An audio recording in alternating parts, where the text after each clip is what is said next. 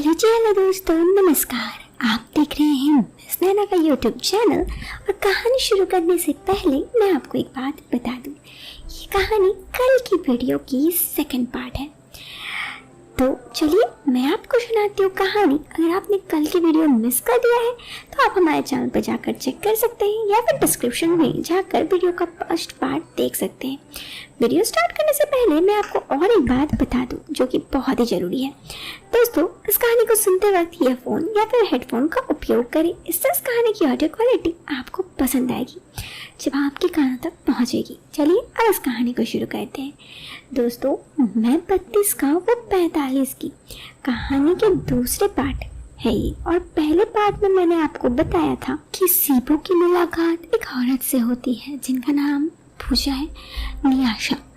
और नियाशा उससे कहती है कि वो उससे बातचीत करती है और बातचीत का ये बात आगे बढ़ता है। और उसके बाद सीबू नियाशा को मिलने के लिए जिद करता है।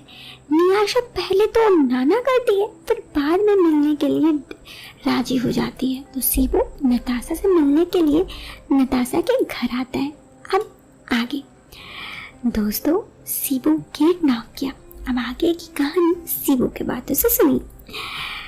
जैसे ही उसने दरवाजा खोला मैं तो जैसे थम सा गया। सुनहरे बाल, नीली आंखें, ब्लैक कलर का ब्लाउज और रेड कलर की साड़ी में कयामत सी लग रही थी।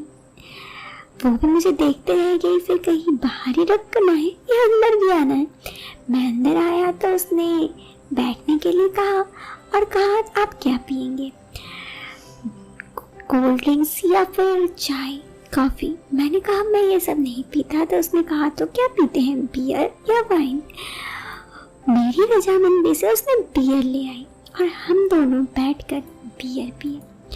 फिर थोड़ी देर इधर उधर की बातें करते रहे। फिर उसने मुझे खाने के बारे में पूछा।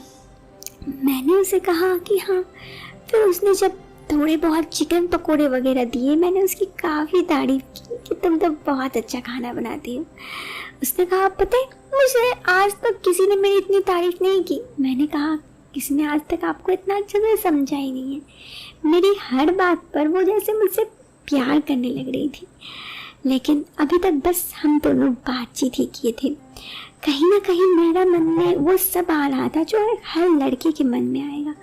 लेकिन क्योंकि उस तरफ से कोई हलचल ना था तो मैंने भी पहली दफ़ा कोई हलचल करने से अपने आप को रोका कि कहीं नियाशा नाराज हो गई तो हमारी दोस्ती भी ख़त्म हो जाएगी।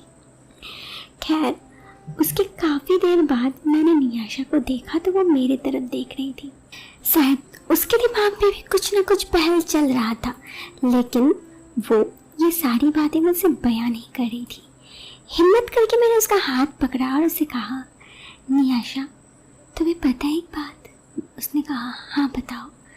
मैंने कहा इतनी मुश्किल से मैंने तुम्हारे साथ कुछ पल संजोए हैं, क्या इन पलों को हम बस बैठ के बिता दें? उसने कहा सीबू तो। मैंने कहा नियाशा, तुम मानो या ना मानो, लेकिन मैं ज़िंदगी में तुमसे वो हर तरह का प्यार चाहता हूँ। अगर तुम इस बात से नाराज़ हो तो मुझे कोई दिक्कत नहीं है। लेकिन इस पर मेरी बात को रोकते हुए नियाशा ने कहा सीबू सच में मैं भी अपनी ज़िंदगी में बहुत परेशान हूँ और चाहती हूँ किसी अपने को, लेकिन ये अपना कोई मिल ही नहीं रहा है। इस पर मैंने कहा तो हम दोनों एक दूसरे को देख रहे थे और जैसे अब मैं नियाशा की कंचन काया में खोना चाहता था। जैसे शाम के बाद अंधेरा होता है, ठीक हम दोनों की आंखों के सामने हर चीज़ अंधेरा हो रहा था। बस हम दोनों एक दूसरे को खो जाना चाहते थे। खैर, अब हम सो चुके थे। सुबह जब हमारी नींद टूटी तो सुबह के 6 बज रहे थे। ना हमने रात को लंच डिनर किया, ना हमने कुछ और। मैंने जल्दी से अपने कपड़े ठीक किए। उसने कहा जा सीबू, आई लव यू। मैंने कहा आई लव यू टू नियाशा, लेकिन अभी मुझे जाना पड़ेगा। उसने कहा मुझे पता है सीबू, मैं तुम्हें रोकूंगी तो नहीं, लेकिन फिर वापस कब आओगी?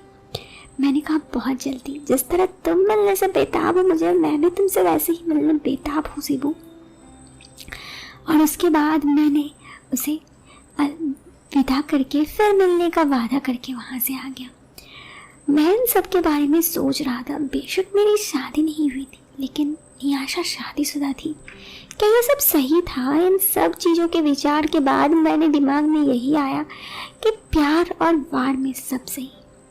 फिर हम दोनों के रिश्ता कुछ इसी तरह चलता रहा और मैं नियाशा के साथ मिलता रहा। आगे जाकर नियाशा के पति को भी हम दोनों के रिश्ते के बारे में पता था, लेकिन जैसे कि मैंने आपको पहले ही बताया था कि नियाशा ने मुझे ये बताया था कि उसका पहले से ही अफेयर चल रहा है, तो उसने किसी बात का कोई दिक्कत नहीं था।